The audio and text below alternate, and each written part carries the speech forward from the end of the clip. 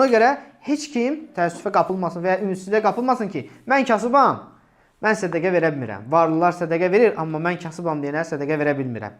Və yaxud da ki, mənim malım azdır. Qardaş, Allah Azza və Cəllə üçün kəmiyyət elə də əhəmiyyətli deyil. Əsas sənin əməlinin ixlasıdır.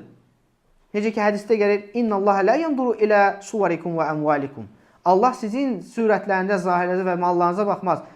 Və lakin yandur ilə qulubikum və əməlikum. Lakin Allah sizin qəlblərinizə və əməllərinizə baxar. Allahu Akbar. Sən ver, bir xurma ver. Bir xurma dəyərində ver. 2 xurma dəyərində ver. Yarım xurma dəyərində ver. Allah Azza və Cəllə onu gözəl bir şəkildə qəbul edər. Görsən deyir, sağ əli ilə qəbul edər, şərəfləndirər. Qəbul edir onu. Azdır deyə səndən rədd etmir onu. Bəlkə də kiməsə bir xurma dəyərində sədəqə versən, bəlkə də o qəbul etməz onu, deyər ki, sən bu mənə nədir verirsən. Amma Allah Azza və Cəllə onu dəyərləndirir. Baxmayaraq ki, əzəmətli ərşin Rəbbi, aləmləri yaradan Allah, uca Rəbbimiz onu qəbul edir gözəl bir şəkildə və dəyərləndirir. Olduğu kimi də ədaləti ilə saxlaya bilər əcri. Yarım xurma vermirsən, bu da qiyamət günü al sənə yarım xurma. Yox.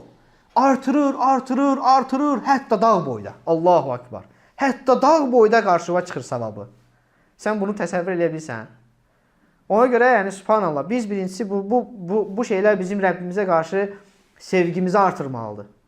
Yəni, bizim sevgimiz də o xurmanın artdığı kimi dağlar boyda olmalıdır. Rəbbimizə qarşı sevgimiz artmalıdır. Belə bir Rəbbimizi biz çox sevməliyik. Onun qarşısında zəlil olmalıyıq. Ona qarşı təkəbbürlükdən və ucubdan və ehtiyacsızlıqdan Allaha sığınmalıyıq. Yenə də Rəbbimizə sığınmalıyıq ki, və şükür etməliyik Rəbbimizə.